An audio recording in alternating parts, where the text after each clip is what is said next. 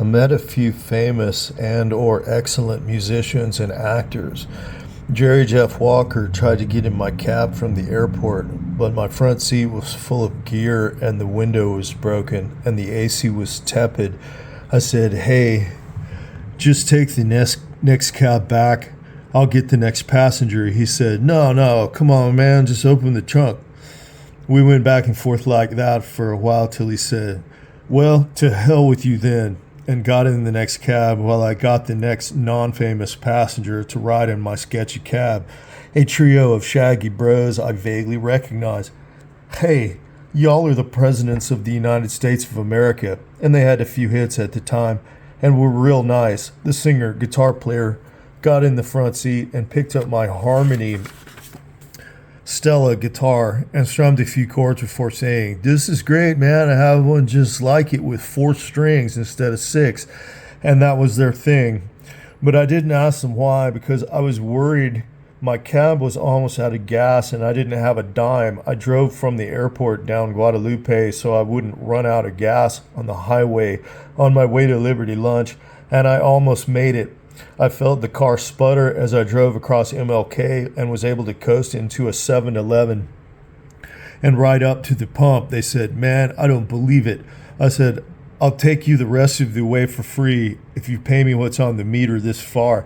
And they thought about it and said, "Well, sure, man," and gave me my $6 or so, which I put in the tank, back in the game. We unloaded at the lunch and I headed back to the airport, getting a flag on South Congress from a lovely woman who wanted to ride down the street not far. She asked me what I did, and instead of saying, "I drive a hack, silly,"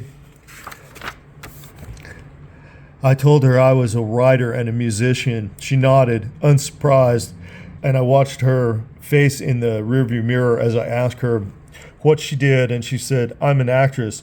In such an unblinking, matter-of-fact way, I knew at once she was an actress. Renee Zellweger, I'm pretty sure it was. She had been dating my friend Sims from Pariah and had broken his heart, but that's how it goes in the big-time show business world, I guess.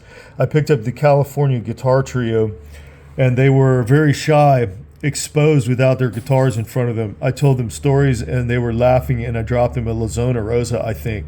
I picked up Wishbone Ash, a name I had heard of in a band from the 60s, but these fellas didn't seem that old. My energy was up and I told them stories, them regarding me from the back seat, amazed.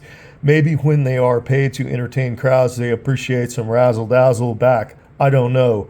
I got a ride out of the airport with 4 guys from a band. Wild, long-haired. The singer was a 6'5" or so, and they were in a great spirited mood. A long, curly-haired bro rolled down my back windows and leaned out to yell at a lady as we pulled away from the airport. "I'm sorry about my pal," the singer said. I said, "Oh, man, it's okay.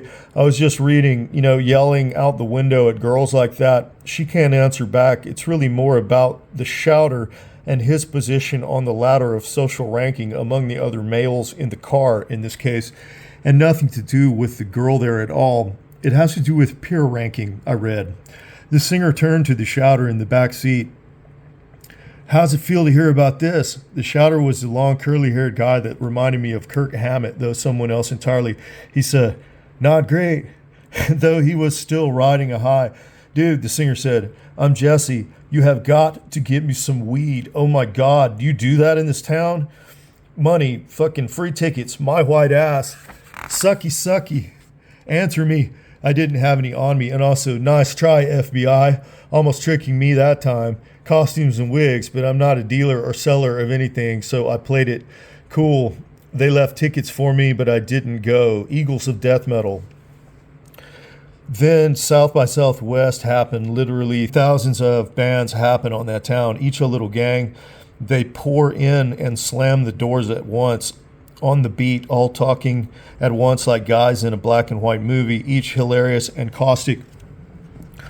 On to the hotel. My pager goes off and they all chant, "Drug dealer, drug dealer, drug dealer, drug dealer," 10 times, adding each their order. "Speed, bro, weed, dude, please, bro, please." They told me the name of their band, but I hadn't heard of them, and they studied the reflection in my reaction and booed and jeered me as though it were my fault. It was too on the nose, like somebody in the downtown guys or something.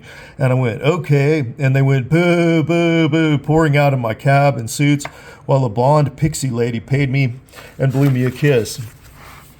Where are they now? Same year, same night, for all I know. I take a group of 4 Englishmen, well-dressed and sober, from someplace to someplace. I ask, okay, who are you guys? And one states politely, Future Head. And I said, okay, but that's a dumb, unmemorable name, but they are nice and professional. And as chance would have it, I drove one of the members of the band back to a hotel or party after their gig was over, and he's still nice. We talk a little. A woman flags the cab, and I pull over to give her a ride. And before she gets in, and I ask him sincerely, can we take her where she's going? It's hard to get a cab. And he says, of course, a gentleman.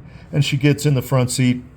She's going to a different hotel, a sex bomb in the professional prime of her life. She's an A&R rep for Capital or something. She asks, who do you play for? He tells her, and as she hears, I watch her physical state change.